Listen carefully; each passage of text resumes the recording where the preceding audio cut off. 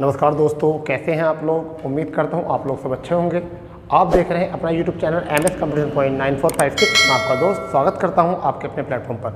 दोस्तों, हमारा एक प्रोग्राम चल रहा है जिसे कहते हैं टू द पॉइंट प्रोग्राम, जिसमें हम अधिकांश जितने भी पूर्वी राज्य हैं पहले उन पर फोकस किया हमने, और जितने हमारे ऐसे राज्य जिन पर हमारा सही तरीके से ध्यान नहीं जाता, हमारे सामने उनका इतिहास हिडन है, उन्हीं राज्यों को ऑब्जेक्टिव माध्यम से हम उनको समझाने की कोशिश कर रहे हैं, जिससे कि आपकी तैयारी और भी अच्छे ढंग से हो जाए और आप अच्छा स्कोर कर सकें। ठीक है, तो दोस्तों उसी प्रोग्राम को चलाते हुए आज हमारा सेशन का 5वां ये कार्यक्रम है जो हम इस प्रोग्राम के अंतर्गत शुरू किया है हमने। और आज जो हम फोकस करने वाले हैं वह गोवा राज्य के ऊपर फोकस करने वाले हैं। थोड़ा स्पीड ज़्यादा रहेगी क्योंकि कम समय में बहुत ज़्यादा नॉलेज हम लेना चाहेंगे, कोशिश करेंगे कि हम बहुत कम समय में बहुत कुछ सीखने की कोशिश करें। आप सबसे पहली बात है, इस वीडियो को अगर 1 से 2 बार आपने देखा तो शायद आपको उस राज्य की जानकारी सारी जो है तुरंत याद हो जाएगी, क्योंकि आपको वहाँ पूरा राज्य नहीं पढ़ना, केवल उससे जुड़ी हुई सारी बातें जो पढ़नी है, जो सभी वनडे एग्ज़ाम या जितने भी स्टेट PCS UPS, अधिकांश तक UPSC में बहुत सारे क्वेश्चन ऐसे मिल जाते हैं। और ये हमने दृष्टि IAS की तर्ज पे शुरू किया है। इस पर हम करंट अपडेट भी ऐड करेंगे। ठीक है, करंट अपडेट भी ऐड करेंगे हम, अधिकांश डाटा ऐड करेंगे इसमें, वो जो सारे वनडे एग्ज़ाम जितने भी बड़े वेबसाइट्स होती हैं उनसे जितने भी अच्छा मटेरियल होता है उनको भी हम यहाँ ऐड करने की कोशिश करेंगे, जिससे कि आपको ज़्यादा सोर्सेज पढ़ने की ज़रूरत ना पड़े और उन सभी सोर्सेज का निचोड़ जो है वो इस प्रोग्राम से आपको मिल जाए। ठीक है, तो शुरू करते हैं आज के अपने सेशन को। और हमारा राज्य है टू द पॉइंट प्रोग्राम के चलते गोवा राज्य। ठीक है, तो पहले बेसिक इन्फॉर्मेशन देख लेते हैं क्या है।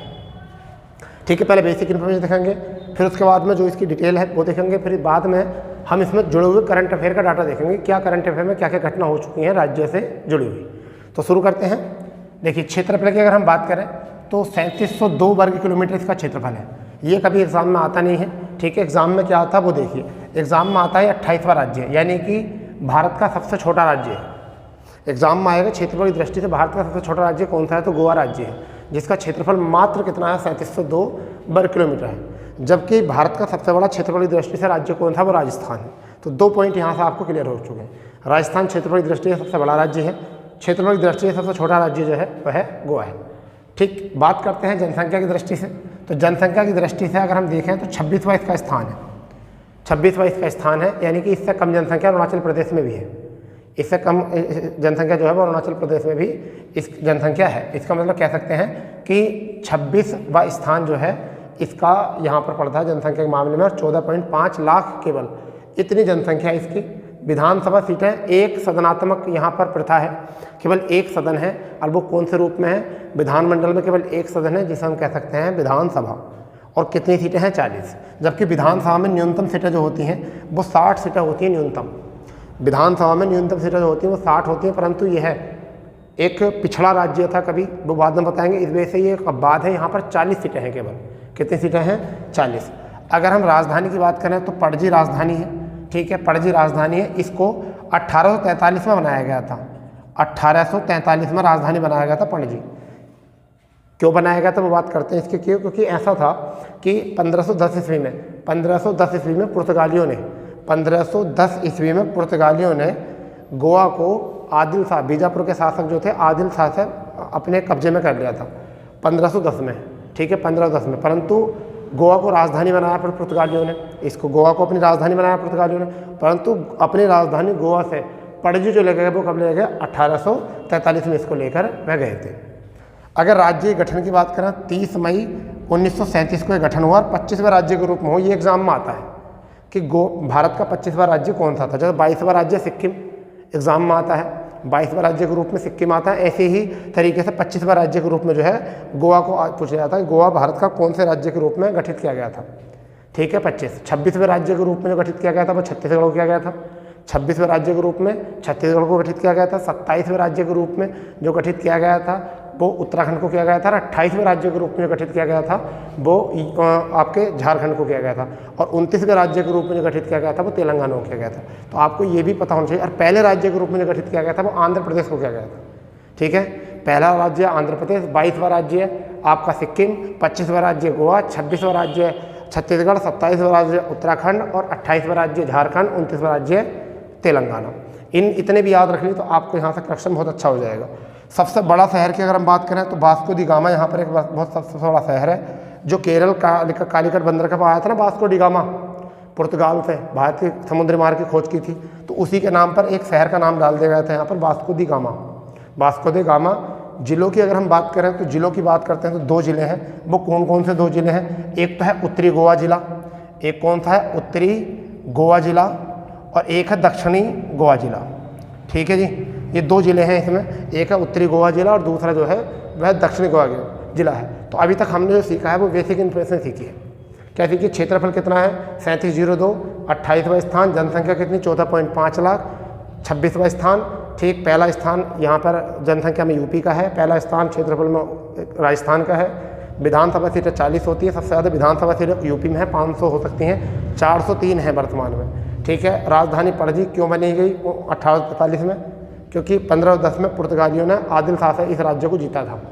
ठीक है, इसे केंद्र शासित राज्य बनाया गया था पहला, परंतु 1987 में दमन और दीव को केंद्र शासित राज्य और गोवा को पूर्ण राज्य का दर्जा दे दिया गया था। ठीक है, बात आगे करेंगे। अगर बात करते हैं और इन्फॉर्मेशन की तो साक्षरता जो है वो कितनी है? साक्षरता जो है 88.7% यहाँ साक्षरता है। यहाँ भी बात कर लेते हैं, सबसे ज़्यादा साक्षरता केरल राज्य की है। सबसे ज़्यादा साक्षरता जो है वो केरल राज्य की है। तीसरे स्थान पर जो है साक्षरता गोवा की है।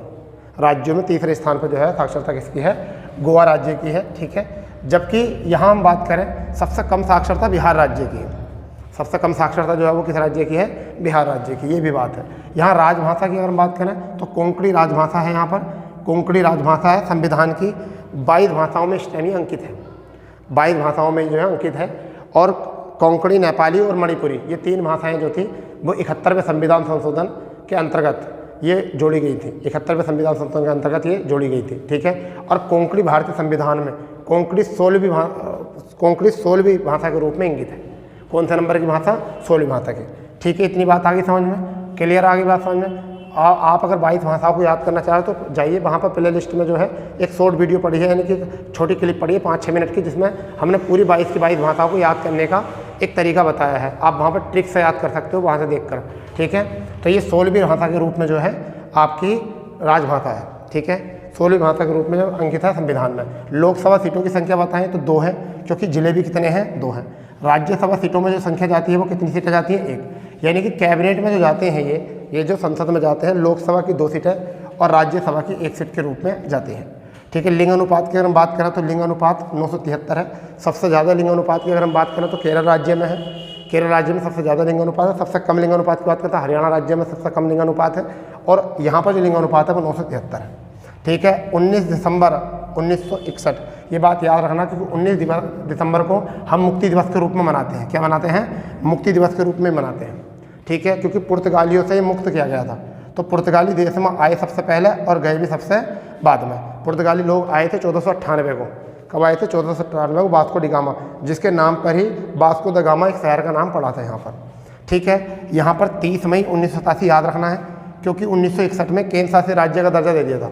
केंद्र शासित राज्य वह होते हैं जो आर्थिक, जनसंख्या या क्षेत्रफल इन दृष्टियों से पिछड़े होते हैं, उन्हें केंद्र शासित का दर्जा दिया जाता है। तो ये इस टाइम पर जनसंख्या से पिछड़ा हुआ राज्य था, क्योंकि यहाँ पर सबसे जनसंख्या में 26वां स्थान प्लस क्षेत्रफल की दृष्टि से पिछड़ा हुआ था, क्योंकि भारत का सबसे छोटा राज्य है। इस वजह से केंद्र शासित का दर्जा दिया गया था। परंतु जब ये देखा गया कि आर्थिक रूप से मजबूत है, जब देखा गया कि आर्थिक रूप से मजबूत राज्य है, तब इसको पूर्ण राज्य का दर्जा 87 में दे दिया। 1987 में से पूर्ण राज्य का दर्जा दे दिया। और इसी से सटा हुआ दमन और दीप जो है आपका, वो जो है पूर्ण राज्य उसे केंद्र शासित का दर्जा दे दिया। अब दमन और दीप और दादर नागर हवेली और दमन दीप जो है वो एक पूर्ण राज्य बन चुके हैं दोनों मिलकर। ठीक है, अगर बात करें कोंकण रेलवे, तो यहाँ पर एक रेल मार्ग है कोंकण रेलवे, जो मुंबई को बेंगलोर से जोड़ता है। मुंबई और बेंगलोर को जोड़ता है। और इसका जो हाईकोर्ट अधिकार क्षेत्र है वो बम्बई हाईकोर्ट है। क्या है? बम्बई हाईकोर्ट। बम्बई हाईकोर्ट की जो खंडपीठ है वह पणजी में है। तो केरल राज्य, गोवा राज्य में केवल खंडपीठ है, ना कि यहाँ पर हाईकोर्ट है। तो खंडपीठ है। हाईकोर्ट कौन से क्षेत्र में आता है? ये मुंबई हाईकोर्ट के अधीन आता है। तो अभी तक जो हमने सीखा दोबारा रिवाइज कर लें। साक्षरता के मामले में कितना? 88.7। और पहले नंबर पर जो है साक्षरता किसकी है, केरल राज्य की, और सबसे कम जो है वो किसकी है, बिहार राज्य की। भाषा की अगर बात करें तो कोंकणी भाषा 16वीं भाषा के रूप में संविधान में अंकित है, ठीक है, और ये संविधान की 22 भाषाओं में इसे दर्जा दिया गया है। यहाँ दूसरे नंबर पर मराठी भाषा बोली जाती है। लोकसभा सीटों में जो है वो 2 सीटें जाती हैं लोकसभा में, राज्यसभा में 1 सीट जाती है। लिंग अनुपात की बात करें, सबसे ज़्यादा लिंग अनुपात केरल राज्य में ही है, ठीक है, 973 इसका, सबसे कम जो है हरियाणा का है। 19 दिसंबर को मुक्ति दिवस मनाते हैं, 1961 को इसे मुक्त हो गया था पुर्तगाल से। 30 मई को दमन द्वीप और दादर नगर हवेली वाले एरिया को यहाँ से अलग करके गोवा को पूर्ण राज्य दर्जा और उन्हें केंद्र शासित। कोंकण रेलवे मुंबई और बेंगलोर को आपस में जोड़ता है, ये भी क्वेश्चन बन जाता है, ठीक है। हाई कोर्ट क्षेत्र जो है मुंबई के अधीन आता है। अगर बात करें प्रमुख नदी की तो ये प्रमुख नदियाँ हैं, ठीक है, मांडवी और ज्वारी यहाँ की प्रमुख 2 नदियाँ हैं, ठीक है। अगर बात करें समुद्री क्षेत्र की तो इसका समुद्र तट है, समुद्र तट की अगर लंबाई की मैं बात करूँ तो 132, कितना है इसका, 132 जो किलोमीटर इसका समुद्र तट है, कितना है, 132 किलोमीटर लंबा जो है इसका समुद्री तट है। 132 किलोमीटर जो है लंबाई इसकी समुद्र तट की है, यहाँ से भी इतना याद रख लेना, ठीक है। अगर बात करें गोवा को बायोटेक केंद्र, बायोटेक का मतलब है कि यहाँ पर एक तरीके का जो जीव प्रौद्योगिकी वाला काम होता है उस चीज़ के लिए यहाँ पर केंद्र माना गया है, ठीक है, क्योंकि ये एकदम समुद्री तट पर बसा हुआ शहर है, ठीक है, दर्जा दिया जाता है। मछली पालन यहाँ का प्रमुख उद्योग है। प्रमुख उद्योग की अगर बात करें तो कौन सा है, मछली पालन। अगर अर्थव्यवस्था की बात करें तो यहाँ पर प्रमुख आधार जो है अर्थव्यवस्था का, यानी कि देश में पैसा जो आता है वो कहाँ से पैसा आता है, देश में जो पैसा आता है वो कहाँ से पैसा आता है, तो वो पर्यटन के माध्यम से पैसा आता है। देखिए सभी लोग जो है अपनी प्लानिंग जो है वो गोवा के लिए बनाते हैं, घूमने के लिए, वहाँ पर रहना उनको अच्छा लगता है, वहाँ पर पिकनिक करना अच्छा लगता है, वहाँ पर सबसे ज़्यादा देखिए युगल जो दंपत्ति पति पत्नी जोड़े होते हैं वो भी जाते हैं शुरू में, ठीक है, तो पता ही है उस आधार को सबने प्लान कर रखा होगा तुम लोगों ने भी, ठीक है। तो यहाँ पर सलीम अली पक्षी अभ्यारण्य है बना हुआ, ठीक है। ये एक महावीर स्वामी वन्य जीव आता है, ये भी बहुत मोस्ट है।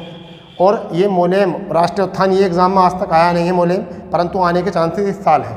फिर बात करते हैं यहाँ पर कि मौर्य वंश, सातवाहन वंश और चालुक्यों के शासन करने के बाद, यहाँ पर मौर्य वंशों ने शासन किया, सातवाहन वंशों ने शासन किया, चालुक्य वंश ने शासन करने के बाद 1312 ईस्वी में जो है दिल्ली सल्तनत के अधिकार में ही आ गया था। 1312 ईस्वी में दिल्ली सल्तनत के अधीन आ गया था। उसके बाद जाकर जो है बीजापुर, क्योंकि दिल्ली सल्तनत के बाद में हरिहर एवं बुक्का ने यहाँ पर अधिकार क्षेत्र कर लिया था, क्योंकि दिल्ली सल्तनत वो अलग होकर दक्षिण भारत में आ गए थे, अपना शासन जमाया था उन्होंने विजयनगर साम्राज्य से, और विजयनगर ने आके यहाँ पर जो है अपना अधिकार किया, और विजयनगर बीजापुर के क्षेत्र में तब्दील हो गया, और हरिहर और बुक्का के अधिकार क्षेत्र से आदिल खान ने ये जीत लिया था। और आदिल शाह से 1510 ईस्वी में पुर्तगालियों ने ये जीत लिया था। 1508 में फिलहाल में 1508 में जीता गया था, परंतु 1510 में इसको क्या बना दिया गया था, राजधानी बना दिया था। तो अब जो हमारा कंटेंट है वो कंटेंट है केवल कि इसमें क्या करंट अफेयर की बातें हैं, ठीक है, क्या करंट अफेयर की बातें हैं, क्या कुछ और बातें हैं जो हमारे एग्जाम में आ सकती हैं। चलो तो देखते हैं कुछ और नई बातें जो इनसे अलग हैं, ठीक है। ये हम प्रत्येक राज्य को लेकर कहेंगे कि इससे जुड़ी हुई जितने भी कंटेंट होगा, current affair content, one day exam में आने योग्य या स्टेट पीसीएस में आने योग्य जो बातें होंगी, सब बात पर हम अच्छे से डिटेल करेंगे, ठीक है जी। तो पॉइंट टू पॉइंट बात कर लेते हैं, एक बात करेंगे, ठीक है। सबसे पहली बात करेंगे पुरानी बात कि 1510 में क्या करेंगे, 1510 में कहाँ था, यानी पुर्तगाली ने किससे जीता था, आदिल शाह से जीता था, ठीक है। उसके बाद में अगर हम बात करें तो 1843 में इन्होंने अपनी राजधानी बनाया था, पुर्तगालियों ने क्या बनाया था, अपनी राजधानी बनाया था, ठीक है, कैपिटल बना दिया था इसको। अगर समुद्री तट की बात करें तो अभी मैं बता चुका हूँ, समुद्री तट की बात करें तो 132 किलोमीटर इसका समुद्री तट है, ठीक है। यहाँ पर भारत का सबसे, यानी कि भारत का पहला समावेशन